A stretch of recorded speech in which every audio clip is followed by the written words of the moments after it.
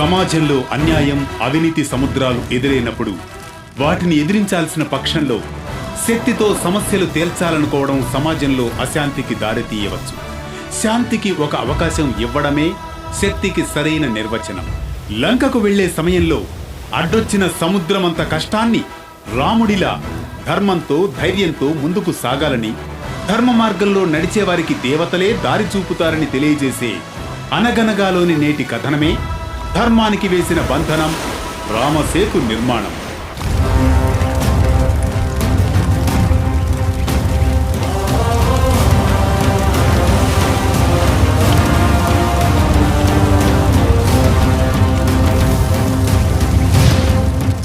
అనగనగా అది త్రేతాయుగం. విభీషణుడు తనను స్వీకరించమని శరణు కోరుతాడు. విభీషణుడు శత్రువని తన సహచరులు వారిస్తారు. అయినా సాదరంగా విభీషణుని స్వాగతిస్తాడు శ్రీరాముడు. అలా శ్రీరాముడు, లక్ష్మణ, వెంటనే వెళ్లి సముద్ర జలం తీసుకురా, విభీషణునికి అభిషేకం చేసి లంకారాజ్యానికి రాజుగా ప్రకటిస్తానని విభీషణునికి పట్టాభిషేకం చేస్తాడు శ్రీరామచంద్రుడు. ఇంతలో రావణుడు శార్దూలుడనే గూఢచారిని రాముడి దగ్గరకు పంపుతాడు. ఆ శార్దూలుడు అక్కడున్న వానర బలాన్ని చూసి రావణునితో ఇలా అంటాడు: ప్రభూ, అది వానర సైన్యమా, సముద్రం పక్క నిలిచిన మరో సముద్రమా అన్న సందేహం కలుగుతోంది. ఆ వానర బలాన్ని మనం గెలవలేమనిపిస్తోంది. అక్కడున్న వానరులు సామాన్యులు కారు. నా మాట వినండి, సీతమ్మను రామునికి అప్పగించండి, ఇదే మంచిది అంటాడు ఆ శార్దూలుడు. అందుకు రావణుడు, శార్దూల, సీతను మాత్రం పంపే ప్రసక్తే లేదు అంటూ ఖరాఖండిగా తేల్చి చెబుతాడు రావణుడు. తదుపరి తన ఆస్థానంలోని శుకుడిని పిలుస్తాడు రావణుడు. శుకుడా, నువ్వు సుగ్రీవుడితో చెప్పు, ఒక్క నరకాంత కోసం కలహమెందుకని? మీరు సముద్రాన్ని దాటి రాలేరు కదా, ఒక్క మానవకాంత కోసం వానరులెందుకు బలవుతారని హితము చెప్పు అని పంపుతాడు. ఆ శుకుడు పక్షి రూపంలో ఆకాశంలో నిలబడి సుగ్రీవునితో ఇదే మాటలు చెబుతాడు.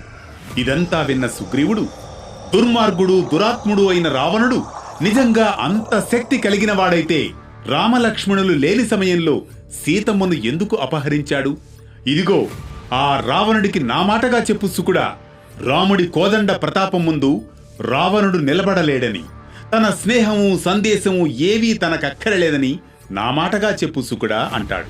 ఇంతలో అక్కడున్న వానరులు గూఢచారిని విడిచిపెట్టకూడదని చెబుతూ శుకుడి రెక్కలు విరిచేస్తారు. అప్పుడు ఆ శుకుడు రామ రామ అని శోకిస్తాడు. రాముడు వెంటనే విడిపిస్తాడు. ఆ సమయంలో సముద్రం దాటేందుకు ఆలోచన చేస్తాడు శ్రీరామచంద్రుడు. సుగ్రీవా, సముద్రం ఎంతో విస్తారంగా ఉంది కదూ, లక్ష్యం మన ముందే ఉంది. కాని దానివైపు పయనించేందుకు సముద్రుణ్ణి అనుమతిని కోరడమే ధర్మ మార్గం. సముద్రుడు ఈ భూమిని నడిపించే ఒక ప్రకృతి దేవత, ఆయనను మనం శరణు కోరాలి అంటూ శ్రీరాముడు నిత్య ధర్మాన్ని అనుసరించి సముద్రుణ్ణి శరణు కోరుతాడు. ఇందుకోసం సముద్రపు ఒడ్డున పడుకొని శరణాగతి వహిస్తాడు శ్రీరామచంద్రుడు. 3 రాత్రులు గడిచిపోయినా సముద్రుడు రాకపోవడంతో రాముడు ఆగ్రహానికి గురవుతాడు. ఆ సమయంలో లక్ష్మణుడు కూడా ఆగ్రహిస్తాడు. ధర్మానుసారం శరణాగతి చేసిన మొండితనం వదలరా, సముద్రుడు స్పందించకపోతే శిక్షించాల్సిందే అన్నయ్య అంటాడు లక్ష్మణుడు.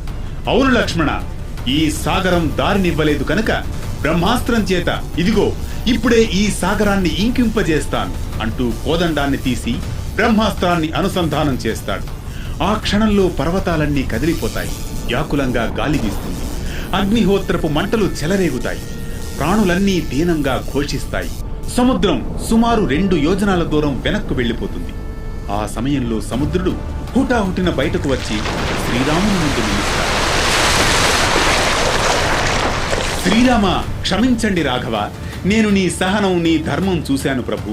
నీ ధర్మానికి సముద్రం తలవంచుతోంది. కాని శ్రీరామ, పంచభూతాలైన భూమి, నీరు, అగ్ని, గాలి, ఆకాశం ఒక స్వభావం కలిగి ఉంటుంది. కాని ఆ స్వభావాన్ని పంచభూతాలు అతిక్రమించలేవు. ఇది సృష్టి సహజం. సముద్రం అంటే అగాధంగా ఉండాలి, లోతుగా ఉండాలి. సముద్రంలో దిగితే ఆధారం చిక్కకూడదు. ఇలా ఉండకపోతే అది సముద్రం కాదు. అందుకే సముద్రాన్ని ఎండింపజేయడం, సముద్రంలో నుండి దారి ఇవ్వడం నాకు వీలుపడే విషయం కాదు రామా. దయచేసి నువ్వు అభిమంత్రించిన బ్రహ్మాస్త్రాన్ని నా మీదకు వెయ్యకు. నీ దగ్గరున్న వానరాల్లో విశ్వకర్మ కుమారుడైన నలుడున్నాడు. విశ్వకర్మ గొప్ప గొప్ప కట్టడాలను నిర్మిస్తూ ఉంటాడు. ఆ తేజస్సుతో నడయాడే నలుడికి సేతు నిర్మాణం తెలుసు. మీరు నా మీద సేతువును నిర్మించుకోండి, అందుకని వానరులు తెచ్చి పడేసిన వృక్షాలు బండలు అటు ఇటు పడిపోకుండా నా తరంగముల తేలేటట్లు చేస్తాను. నాలో ఉన్న ఏ క్రూర మృగం కూడా వారధిని దాటేటప్పుడు వానరములకు ఎలాంటి భీతి లేకుండా నేను కాపాడుతాను. సేతు నిర్మాణం వెంటనే ప్రారంభించండి.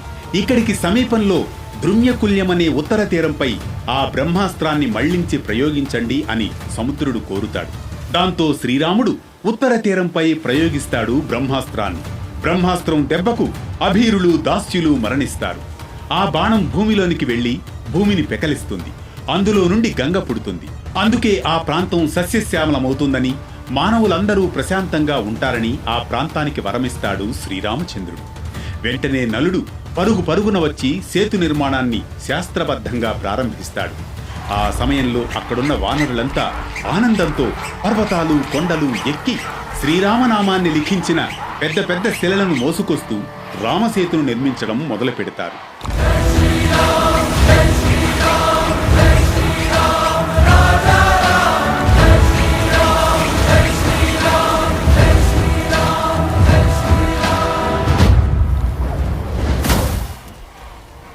సేతు నిర్మాణంలో ఉత్సాహంగా పాలు పంచుకుంటుంది వానరసేన.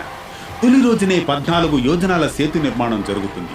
ఇలా మొత్తం 5 రోజుల్లో 100 యోజనాల శ్రీరామ సేతు నిర్మాణం పూర్తవుతుంది. అప్పుడు శ్రీరామచంద్రుడు వానరులందరినీ అభినందిస్తాడు. ఇక శ్రీరామ సేతువుపై ప్రయాణం చేద్దాం అని అంటాడు శ్రీరాముడు.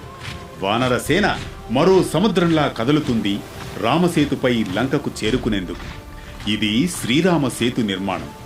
ఈ ఘట్టం మనకిచ్చే సందేశం ఒక్కటే: శాంతి, ధర్మం, విశ్వాసం, సహనం, సమిష్టి శక్తి ఉంటే సముద్రాన్ని కూడా వంతెనగా మార్చుకోవచ్చునని. ఇది ఒక్క రామునికే కాదు, మన జీవన యాత్రకు మార్గదర్శకమేనని. వేటు న్యూస్ కథా పయనంలో భక్తిని పలికించే పలుకులు, ధర్మాన్ని స్పృశించే సందర్భాలు, శౌర్యాన్ని ప్రతిబింబించే ఘట్టాలు. ఇవి కేవలం కథలు కావు, మన సంస్కృతికి, మనోభావాలకు పరస్పర ప్రతిబింబాలు. ఈ క్షణాన తీసుకునేది ఓ చిన్న విరామమే కాని ఇది ముగింపు కాదు. ధర్మయాత్రకు ఉపశమనం లేదు, భక్తి పదానికి అవధులు లేవు.